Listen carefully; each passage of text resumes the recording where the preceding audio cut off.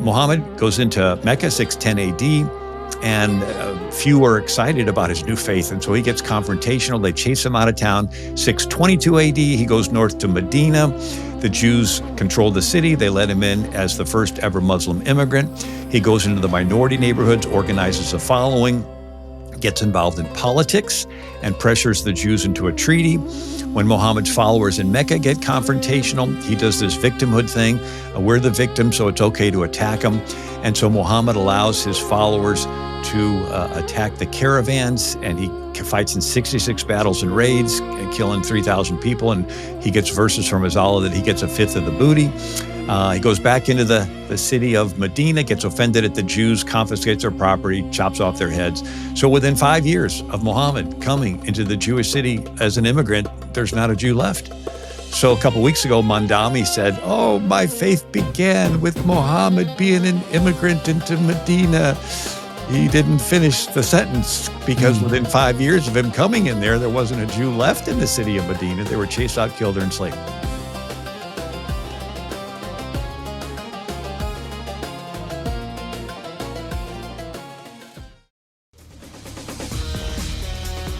"20 years ago, this June of 2006, I went to Tehran with about 20 other guys. We were on a Noah's Ark expedition because the Bible says that Noah's Ark came to rest on the mountains of Ararat, not Mount Ararat. And we had some reason to believe Noah's Ark could have been on a mountain in Iran, which was an area known as Ararat. So we went to Tehran. I don't have time to tell you all the details here, but we happened to land in Tehran on the 17th anniversary of Ayatollah Khomeini's death.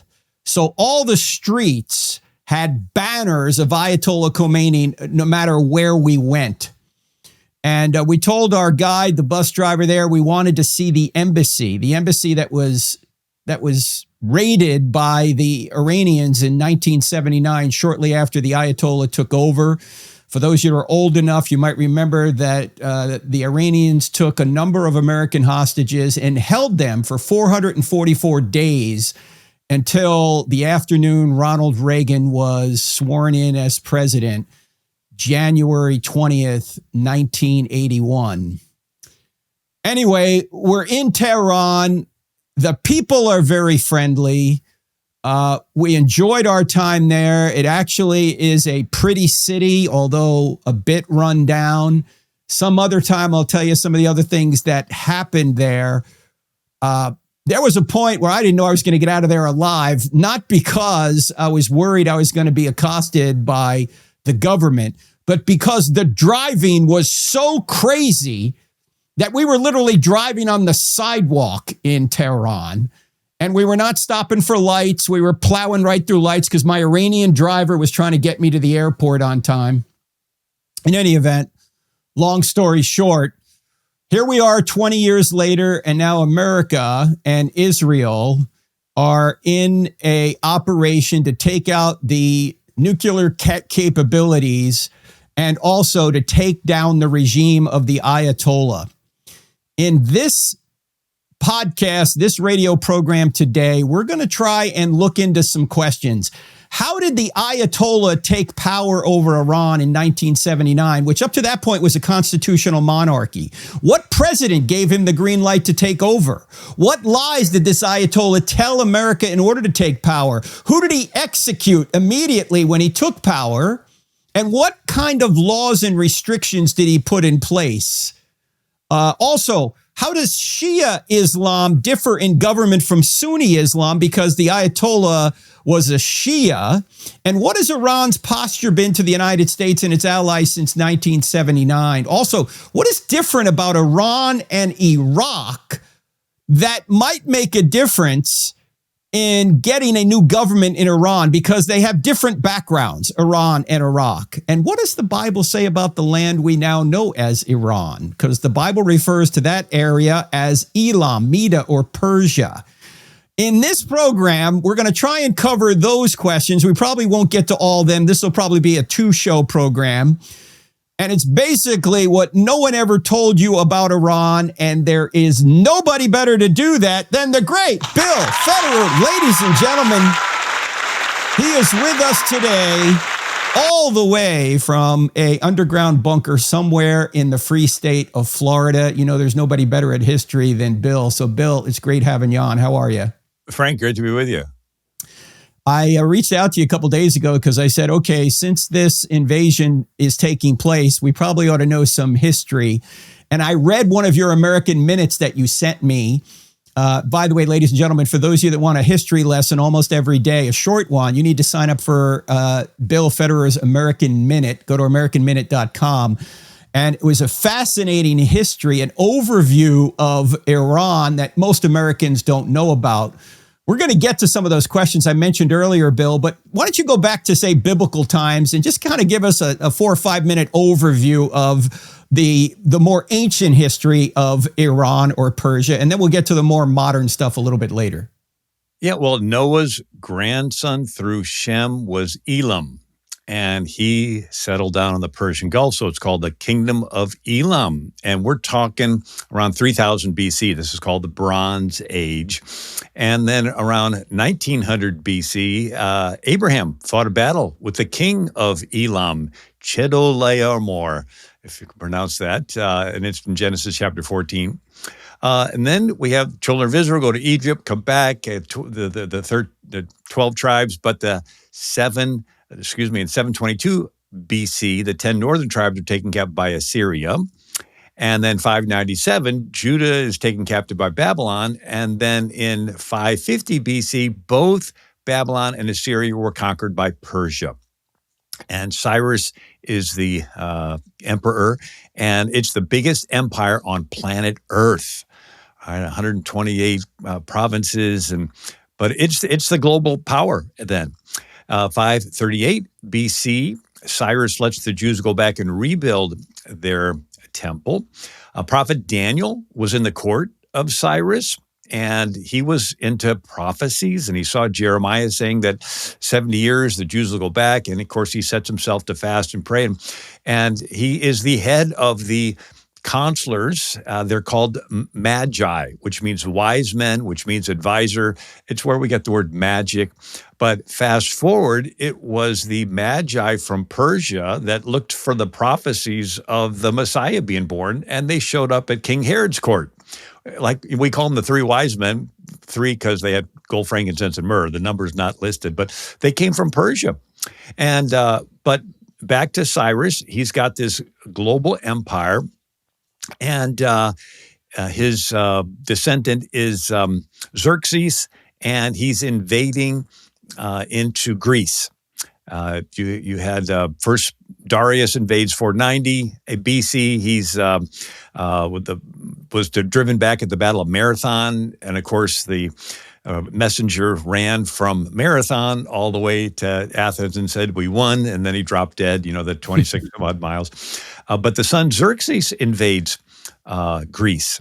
And if you saw the movie, the Spartans and Leonidas and 300, 300, right? And yeah. So this is 480 BC, and the Persians win at Thermopylae in Athens, but they lose at Salamis and Plataea. And Xerxes returns to Persia. He's bummed out, so he spends time with his harem, has his big party.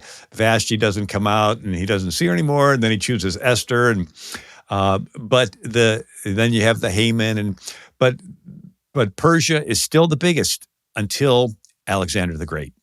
And he has these big, long phalanx spears, and he conquers into Persia and wins. He's conquering around the year 333 BC, easy year to remember. Alexander's sort of a type or of the Antichrist, or the real one's coming, but he was certainly wanting to conquer, and he was, anyway, so now the Greeks control Persia. Alexander dies, his kingdom's divided into four, and a general named Seleucus takes Persia. Ptolemy takes Egypt, and you have the other ones that take, Greece and Macedon. And so now Persia's called the Seleucid Empire, and the one Seleucid king, Antiochus IV Epiphanes, wants to wipe out the Jews, and this is the Maccabees revolt, and the Jews do guerrilla warfare. It's 167 BC. The Jews win, and they go into the temple that's been trashed, and they have enough oil for one day, and they light it. It lasts for 8, and so they celebrate Hanukkah, Feast of Dedication. Jesus even celebrated the Feast of Dedication. He was in Jerusalem for it. So now we have the Persia has lost control of Judea after the Maccabees revolt. And so for a 100-year period, Judea is its own nation again. And so from 167 BC to 63 BC. But what happens is you have the Pharisees and Sadducees enter into a war. Pharisees go back to Ezra. They're students of the law. Sadducees wanted to kiss up to the Greeks, and they're more or less secular Jews. And they fought it out, but that's when Rome comes in with Pompey and takes over. All right, we'll pick it up right there after the break with the great Bill Federer. We're giving you an overview of the history of what is known as Iran or Persia or Elam in the Bible. And then we're going to get to the modern day. So don't go anywhere. You're listening to I Don't Have Enough Faith to Be an Atheist with me, Frank Turek, back right after the break.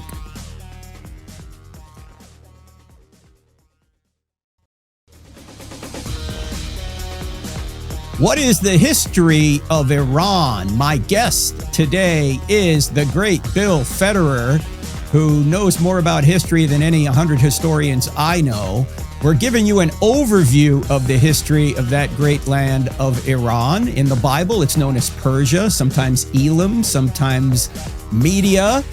But just before the break, we were talking about the fact that the Jews won against the Persians in 167 BC.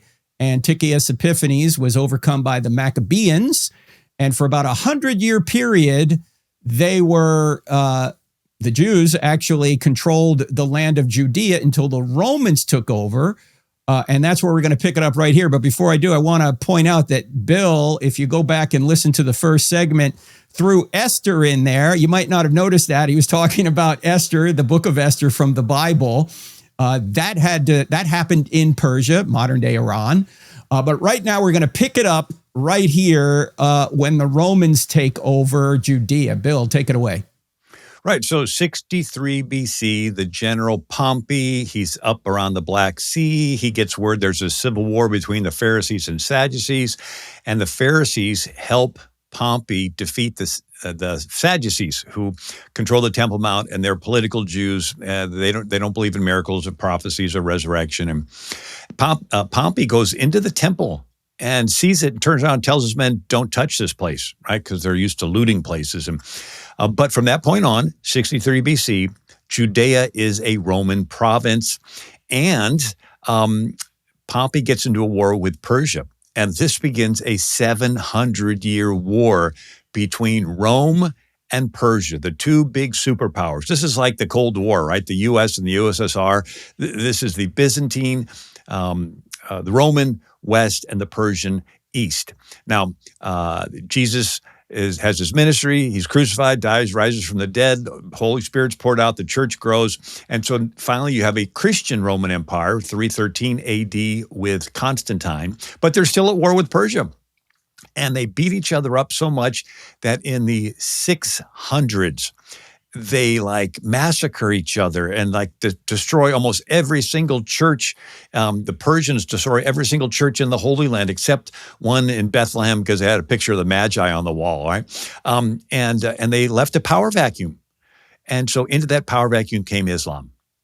And so Muhammad, as I said in other broadcasts, was born in 570 AD.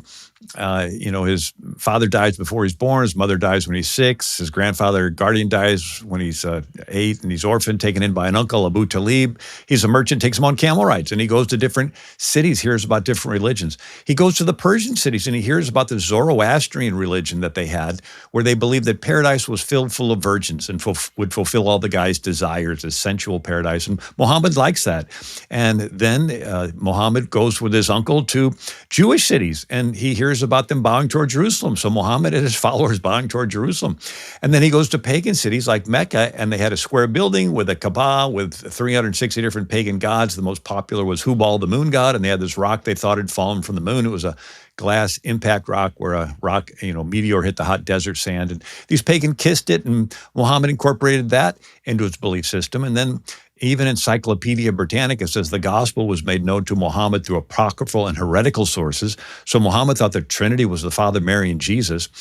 He feels like there's something, he's illiterate, he could never read and write. The word Quran means recitation, it's an oral thing. Muhammad goes into Mecca, 610 AD, and few are excited about his new faith. And so he gets confrontational. They chase him out of town. 622 AD, he goes north to Medina. The Jews control the city. They let him in as the first ever Muslim immigrant. He goes into the minority neighborhoods, organizes a following, gets involved in politics, and pressures the Jews into a treaty. When Muhammad's followers in Mecca get confrontational, he does this victimhood thing. We're the victim, so it's okay to attack them. And so Muhammad allows his followers to attack the caravans, and he fights in 66 battles and raids, killing 3,000 people, and he gets verses from his Allah that he gets a fifth of the booty. He goes back into the city of Medina, gets offended at the Jews, confiscates their property, chops off their heads. So within 5 years of Muhammad coming into the Jewish city as an immigrant, there's not a Jew left. So a couple of weeks ago, Mandami said, "Oh, my faith began with Muhammad being an immigrant into Medina." He didn't finish the sentence because within 5 years of him coming in there wasn't a Jew left in the city of Medina. They were chased out, killed, or enslaved. And so then his followers do the same thing in Arabia. And then his followers conquer Egypt, which used to be Christian, evangelized by Mark, Coptic Christian, until Amir ibn Alas conquers it. Then the Muslims conquer Syria, which used to be Christian, evangelized by the Apostle Paul. The name Christian was first used in Syria. And then 638, the Muslims conquer Jerusalem. And the Greek Orthodox bishop swings a deal. Instead of there being two choices, convert or die, there's a third choice. You can be a dhimmi, a second-class citizen, and you ransom your life paying taxes to your Muslim conquerors for the rest of your life. And then the Muslims conquer North Africa. There used to be 250 Catholic dioceses along North Africa. St. Augustine of Hippo was from Carthage, all conquered in 10 years because the Christians had gotten into this monasticism where if you're really spiritual, you'll withdraw and live in a cave and be a hermit. It was their version of separation of church and state, right? All the Christians withdrew. And then in the year 711, 80,000 Muslims crossed the Strait of Gibraltar, conquer Spain in 10 years because Spain was not Spain. It was a bunch of kingdoms that didn't get along, and he'd pick off one, pick off another. And then they're finally stopped outside of Paris at the Battle of Tours in 732 AD, just 100 years after the death of Muhammad. In 632 AD, it's a 100-year military campaign. But then they conquer into Persia. And so Persia is Zoroastrian, but it's still licking its wounds from fighting the Byzantine Empire, which is now pretty much fallen. And at least until you get toward the area of Turkey. And so the Khalid ibn al-Walid, he was nicknamed the Drawn Sword of Allah because he was undefeated in over 100 battles. And then the general Sa'id, and they invade into Persia. The Persian king is Yazdegerd. He's the last Persian king. And he offers them a deal. He says, if it would be agreeable to peace on the condition the Tigris would be the boundary between you and us, whatever's on the eastern side is ours, whatever's on the west is yours. And if this does not satisfy your land hunger, nothing would. And the commander Sa'id responds that Muslims were not hungry for land. They were fighting to convert Persians to Islam. A few years later, the Persian poet Ferdowsi, he wrote the Shamanides, the longest poem, 60,000 rhyming couplets. Took him 25 years to write. It's the longest poem in the world by a single author. Anyway, it gives the history of Persia. But in this poem by Ferdowsi, there's a line of Yazdegerd saying, "Damn this fate, the uncivilized Arabs are come to make me Muslim." Now, the 17-year-old Muslim leader in 610 AD of Persia is Qasim, and he conquers Pakistan and kills thousands of the Sinds and Punjabs. But then we see the moderation, because Persia was civilized for centuries, and they had scholars like Al-Farabi and Avicenna and Averroes, and they're studying medicine, math, science. They're studying the Greek classics.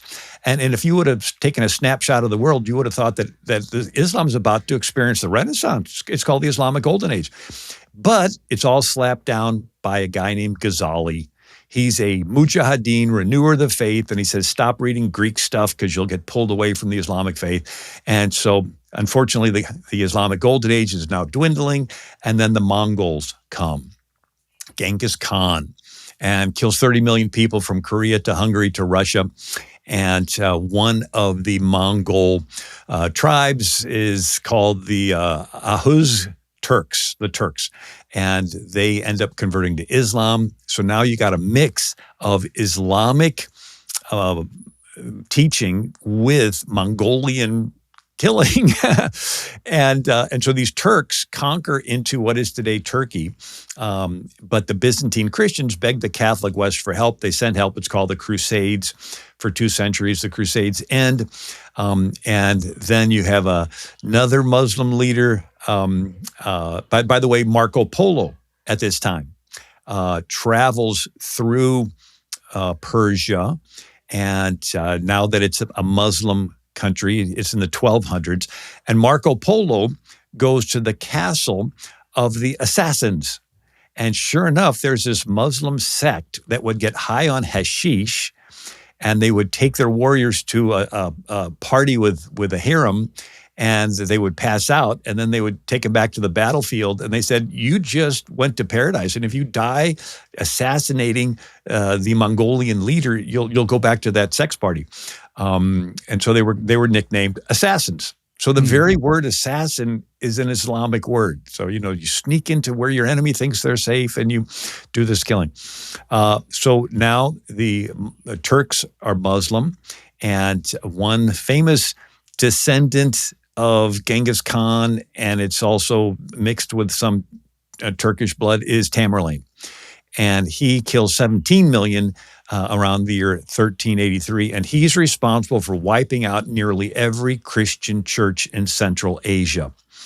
Tamerlane is so brutal, he conquers cities. One, Isfahan, this big Persian city, and he builds a tower with 200,000 skulls. He tells his men to come back with a skull in every hand. There's even a quote from Truman, Harry S. Truman, in 1950. He says, our laws are founded on Moses, elaborated by Jesus Christ, Sermon on the Mount. The people we are in controversy with are inheritors of the program of Genghis Khan and Tamerlane, who were the greatest murderers in the history of the world. So now we have a descendant of Tamerlane is Babur, and he founds the Mughal Muslim dynasty of India. And so now that has its own separate history. And then Persia. Now, at this time, you have a Persian leader that switches to Shia. And this gets interesting. So the year is 1502, and the have to explain the difference between Shia and Sunni. And so we're taking a side path here. Muhammad. Yeah, the Iranians today are Shia, whereas much of the rest of the Muslim world is Sunni. Right. So that's why we're going down this road. Right. So Muhammad had a daughter, Fatima, and she's married to Ali, Muhammad's son-in-law. And so the followers of Ali are Shiat Ali, the party of Ali. And Shiat gets shortened to Shia or Shiite. And so and then the Sunnis are descendants of Abu Bakr, one of Muhammad's father-in-laws that had the 6-year-old daughter that Muhammad married. And so he fought in every battle and knew the way, and the word for the way is Sunni. And so 85% of Muslims are Sunni, 15% Shia, and most of the Shia are in Iran. And that's where we're going to pick it up after the break. You're listening to I Don't Have Enough Faith to Be an Atheist with me, Frank Turek, my guest, the great Bill Federer. A lot more about Iran, Persia, right after the break. Students across America are more open to the truth of Christianity than ever before, and Dr. Frank Turek is taking the powerful evidence for God to campuses like UC Berkeley, the University of Georgia, Ohio State, and Alabama, reaching thousands in person and millions more online. But every event now requires costly security to keep students safe, and Cross-Examine never charges students to attend. That's why we urgently need your support. The culture is dark, but hearts are open. Help keep the light of truth shining by donating today at crossexamine.org. That's crossexamine with a D on the end.org. What no one ever told you about Iran or Persia. We're going through a short history of that great land, and we're going to get to the modern era shortly here. But before we do, I want to tell you a couple of things that are coming up. On the 11th of March, Lord willing, I'll be at Christopher Newport University in Newport News, Virginia. If you're anywhere near there, it's open to the public. If not, you can see it streaming on our YouTube channel. We'll be talking about Change My Mind, the college tour we're in the middle of. This will be our 6th of over a dozen of these over this semester. We're doubling our efforts in honor of Charlie Kirk, going to all of these different college campuses around the country. I want to mention on the 21st and 22nd of March, I'll be at Element Church near St. Louis, Missouri. Details on the website. Then that week, it's going to be a bit of an emotional week. We're going to go to Colorado Mesa University on the 24th. And then on the 26th, we're going to Utah Valley University, where Charlie was murdered. I don't know how I'm going to react to being there, but we have to plant a flag in that campus. We can't let Satan win, so we're going there. I might have a special guest with me that I will introduce to you later. That will also be live streamed. It'll probably be maybe 8:30 Eastern, 8 or 8:30 Eastern. We're not sure yet. Then we'll be at the University of Mississippi, Ole Miss on the 31st, and a lot more coming up in April. So check all that out. Also want to mention the online CIA course is going to start, I want to say, in April. You want to sign up for that by going to crossexamine.org, click on online courses. You'll see it there. And then the in-person CIA is going to be this summer. Details are on the website as well. You can sign up or at least apply at crossexamine.org as well. Let me go back to my guest, the great Bill Federer. Bill, just before the break, we were talking about the history of Persia or Iran. Pick it up where you left off, and we'll get right into the modern era. Yeah, so difference between Sunni and Shia. So Muhammad's son-in-law, Ali, is where you get the Shia Ali or the Shiites. Muhammad had lots of wives. The 6-year-old that he married, he had a dream 2 nights in a row of him marrying the 6-year-old. They consummated at 9. But the 6-year-old daughter is Aisha, and her father is Abu Bakr. And he fought with Muhammad in all of his different battles, and he knew the way. And so the word for the way is Sunni.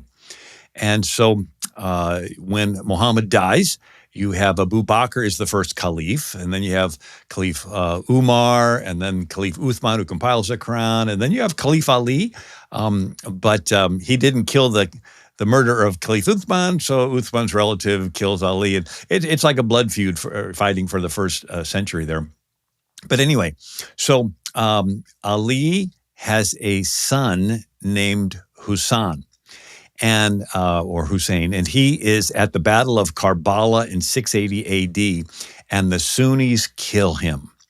And this starts a blood feud between the Sunnis and the Shia.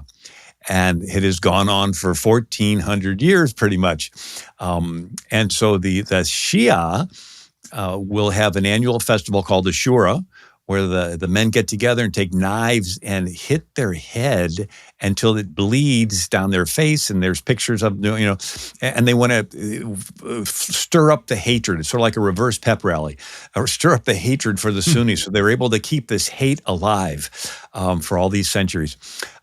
So the leader of the Persian Empire decides to convert to Shia Islam. And so the year is 1502. The Muslim leader is Ismail I, and it's called the Safavid dynasty.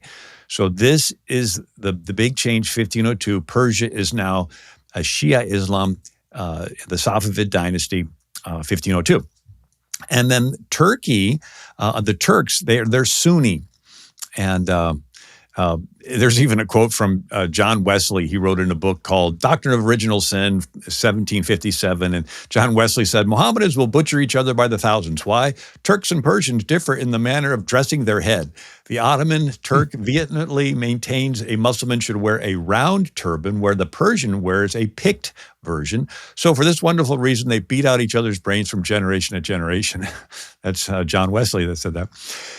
It gets complicated when France and Spain are fighting. And the King of France decides he's going to make a treaty with Spain's biggest enemy, the Turks. So as of 1536, France is now teamed up with the Turks. And this causes Spain not to be able to protect Hungary, and the Muslims conquer it, and protect the Mediterranean, and the Muslims conquer it. And so for 3 centuries, France is betraying the rest of Europe. But in response, the King of Spain, Charles V, decides to make a treaty with the Persian Shah, Ismail I, and his son Tahmasp. And so you have these European powers. France is aligned with the Turkish Ottoman Empire. Spain and later England is allied with the Persian Empire. Then another Safavid emperor that comes after this is Abbas the Great. He has an interesting career because 2 English merchants come down. They were trading with Moscow, but then they went south. They're the Shirley brothers, Anthony and Robert Shirley, and they travel and show up in the Persian court. And they make an Anglo-Persian alliance, which later opens the door for the British East India Company to trade with Persia, especially for silk through the Persian Gulf. And Robert Shirley married a Christianized Circassian woman from Abbas the Great's court. She took the name of Lady Therese Sampsonia, and she went back to England, and she's considered the first Persian to visit England. And England becomes fascinated with Persia, so much so that William Shakespeare mentions the Shah in his play Twelfth Night. And Abbas sends a diplomatic group over to Europe, and they're traveling through Moscow, Norway, Germany, Rome. They meet the Pope, Pope Clement VIII, and they reach Spain. And a Persian who accompanied them, Anthony Shirley, was Ulch Beg. And while in Spain, he converts to Catholicism. And he takes the name Don Juan of Persia, and he writes a book about his life. So Don Juan of Persia. Meanwhile, Abbas the Great, he wants Spain's help to fight the Turks. And so he's willing to make some concessions. And he tells the King of Spain that he will allow Christianity to spread in Persia if Spain will help the Persians fight the Turks. But the King of Spain at this time, Philip, says, okay, on 2 conditions. One is you stop trading with the British East India Company, and you make all the Armenian Christians that are in your kingdom convert to Catholicism.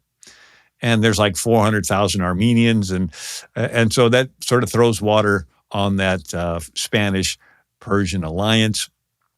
Anyway, Abbas captures Bahrain, which used to be Portugal, and then he ends up taking over the Suez.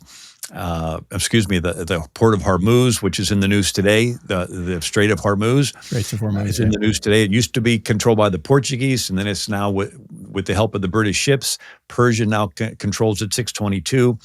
And then Abbas is fighting the Mughal Muslim Empire in India, which is also Sunni. And so Persia's got the Indian on the east, and then the Turks on the west. Abbas is pretty tough. He thought his sons were conspiring against him, so he had them blinded and imprisoned. That's sort of tough to do that to your own sons. Abbas, when some of these Georgian Christians were appealing to the Turks for help, he goes in there and deports 2/3 of their population, kills their queen. And so Abbas is brutal in that respect. He kills most of his sons, and then he gets a grandson to take charge, Abbas the second, and he ends up fighting the Mughals, and one of the Mughals that he fights is Shah Jahan. Now, you know Shah Jahan because he built the Taj Mahal. And so now we have Abbas II is fighting Russia, the Tsar of Russia. And so then the Dutch East India Company comes in on the scene, and Shah Abbas lets him drink out of his own cup, and so we have a lot of the European players wanting to make alignments with Persia and the Mughals, with the British East India Company, and then with the Turks. And a little backdrop at this same time. What year are you at right now, Bill? It's 1666. All right. And this is the year of the Great Fire in London, where a quarter of the city burns. And then they have the Plague of London, and that's when, William Penn is seeing the Quakers taking care of the sick. And this is when Isaac Newton has to leave the city and go out to the country. He sees the apple fall and discovers the law of gravity. But you have the British and the Dutch and a little bit of the Russian situation going on in Persia. The Turks capture Vienna. They attack Vienna, and they're driven back by the Poles. And it's September 11th, 1683. So the Polish king, Jan Sobieski, saves Vienna from the Turkish Muslims. His famous line was, "Venimus, vidimus, Deus visit." We came, we saw, God conquered. Sort of a little take on Julius Caesar's "I came, I saw, and conquered." But he added God in there. The Safavid dynasty cripples. I wrote a whole book on it. It's called The Treacherous World of the 16th Century. And you got, different wives poisoning husbands and strangling other wives. There's nothing new under the sun, Bill. This has been going on forever. Yeah, it's like Shakespeare only in Persia, Hamlet and Othello. And Peter the Great is fighting wars against the Safavid dynasty. Another one, and I'll sort of slow down on these Shahs of Persia, but one is Nadar, Nadar, and he starts the Afsharid dynasty in Persia, and he's called the Napoleon of Persia because he conquers the Ottoman Turks, he fights the Russians, he fights the Mughals in India, and he forces Christians to convert, and his nickname is the Eye Extractor for his unusual punishment, even on his own sons. Right. And so whenever he would have people's eyes taken out. So that's Nadar. Even Ezra Stiles is the president of Yale at this time. And when Nadar conquered Delhi, India, and he killed tens of thousands, and it weakened the Mughal Empire so that the British could take over, Ezra Stiles of Yale says Kublai Khan dethroned his prince and plundered India of 200 million sterling. And but now the British East India Company begins to flex its muscles and take over there. And I'll pick up when we come back. Yeah, we got a lot more with Bill Federer. There's so much more he could say, actually. But we're going to get to the modern era right after the break, so don't go anywhere. You're listening to I Don't Have Enough Faith to Be an Atheist.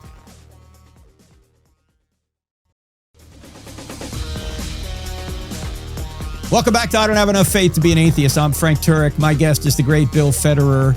And we're talking about the history of Persia, Iran, Media, Elam. There's different names for it in the Bible.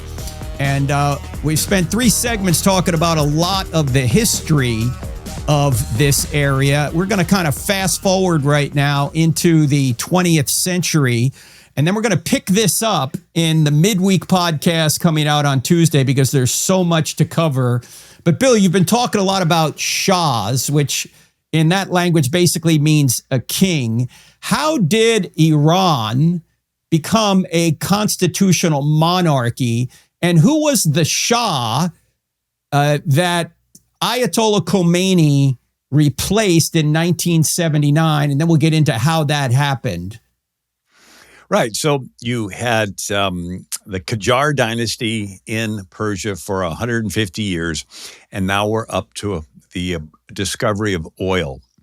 So Winston Churchill changes the British Navy from coal to oil, but there's no oil in Britain, maybe one well in Sherwood Forest. And so in 1908, Britain forms the Anglo-Iranian Oil Company. You know it better as BP. Mm-hmm. British Petroleum, right? BP is the Anglo-Iranian Oil Company, 1908. And then prior to World War I, Germany industrializes, but there's really no oil in Germany, so they make a deal with the Turks.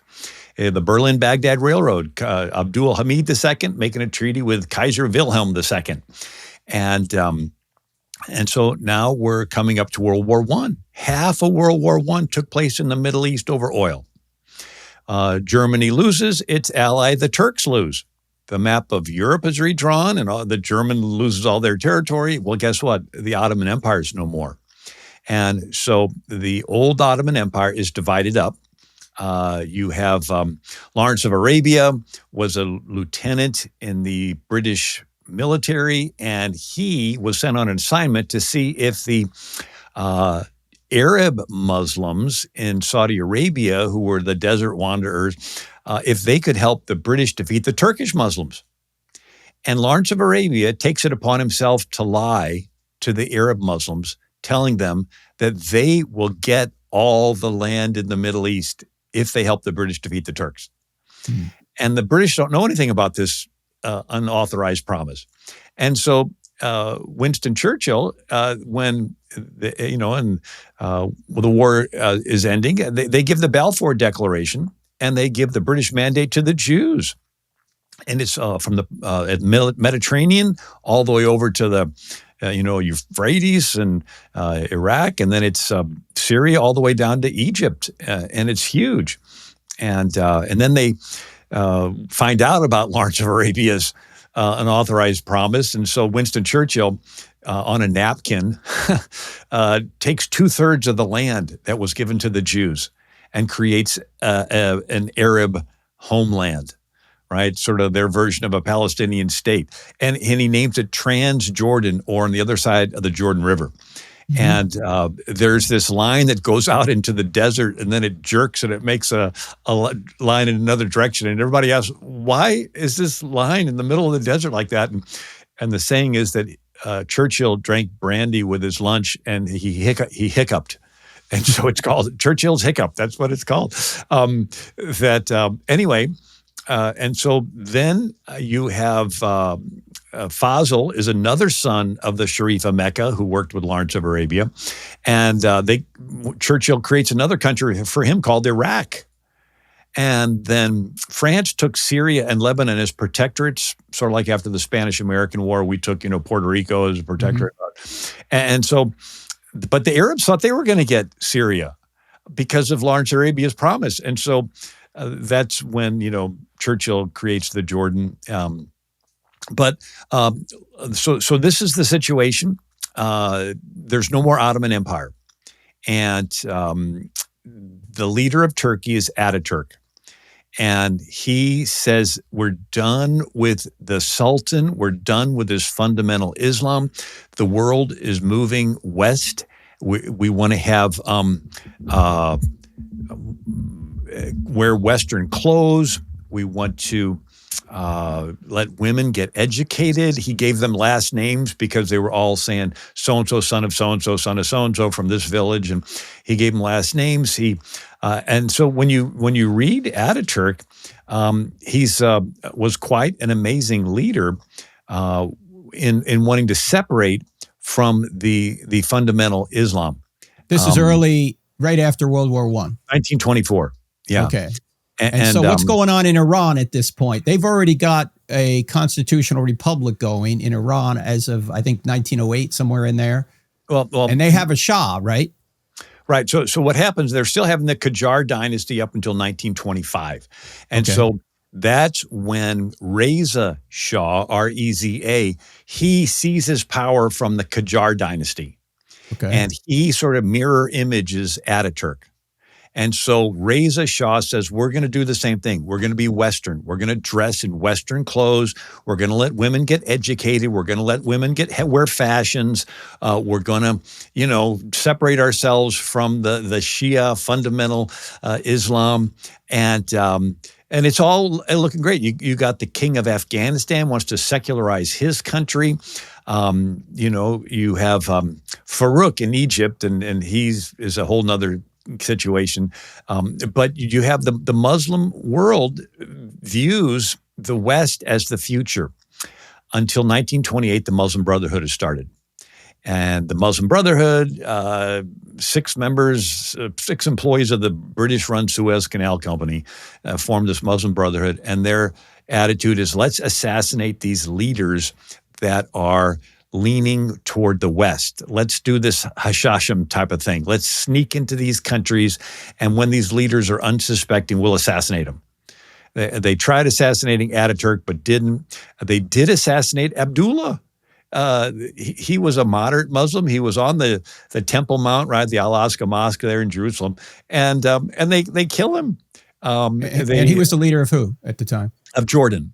But he was friendly with the Jews. And and so now you have these Western leaders that want to be more West, but they don't want to be assassinated. And so whenever the West would show strength, they would be encouraged to be more Western. But when the West would show weakness, they would sort of move more in the direction of the fundamental ones. And so now we're back to Iran. And you have Reza Shah. He is secular. He's the one that wanted to highlight the Iranian nationality. And so for whatever reason, he decided to start using the word Iran rather than Persia. Okay. And Ataturk did the same thing in Turkey. He's like, Turkey was a great nation before the religion of the Arabs came in. And Mohammedanism is nothing more than Arab politics. It may have suited tribes in the desert. It's no good for a modern progressive state. So Ataturk was saying, let's identify as Turks, not as Muslims. And the Shah was doing the same thing in Iran, Persia, saying, let's separate ourselves from this fundamentalist past. So the Shah you're talking about at this point is the father of the Shah. Correct. Who is ultimately leaves Iran in 1979, and the Ayatollah Khomeini takes over. Right. So he's modernizing. He's getting away from fundamentalist Islam. But there's this Muslim Brotherhood, and there are the fundamentalists who want to take him out. So I would assume that both the Shahs, the father and the son, have to have a secret police to protect themselves from these assassins. Is that correct? Yeah, and there's a little twist. World War II starts, and Shah Reza did not drive out Germans from Iran.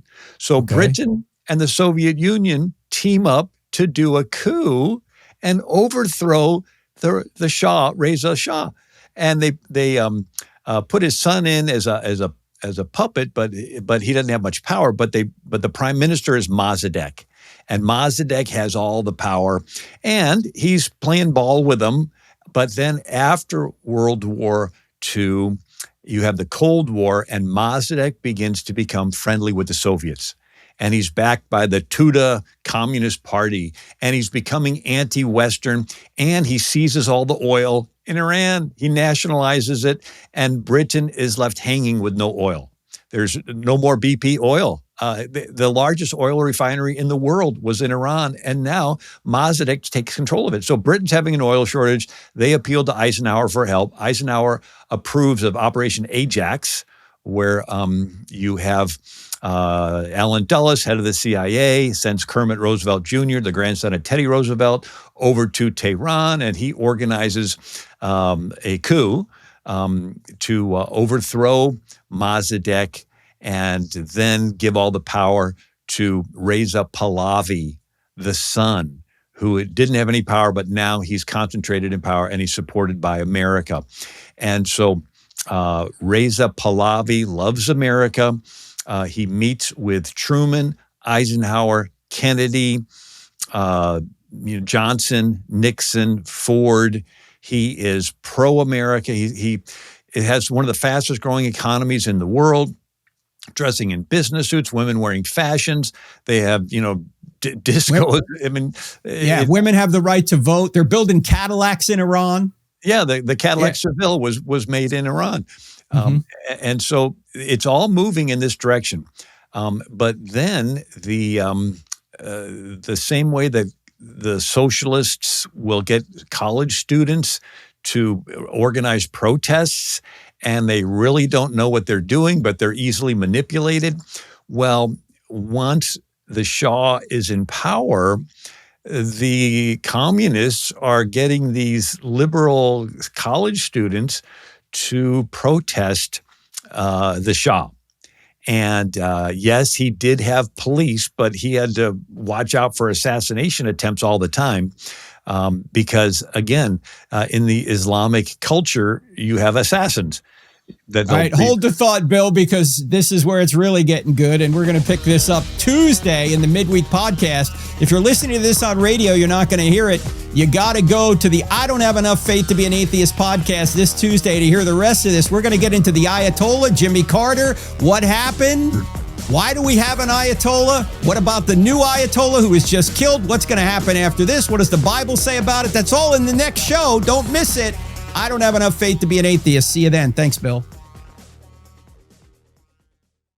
Dr. Frank Turek is bringing powerful evidence for God to campuses like UC Berkeley, the University of Georgia, and Ohio State, reaching thousands in person and millions online. But each event now requires costly security. Your gift helps the light of truth pierce the darkness. Give today at crossexamined.org. If you're looking for solid answers to life's biggest questions, don't miss the latest episode of I Don't Have Enough Faith to Be an Atheist. Find it on Apple Podcasts, Spotify, Pandora, iHeart, OnePlace, and Podchaser. Tune in, discover the truth, and share it with someone who needs it. Let's keep spreading the truth together.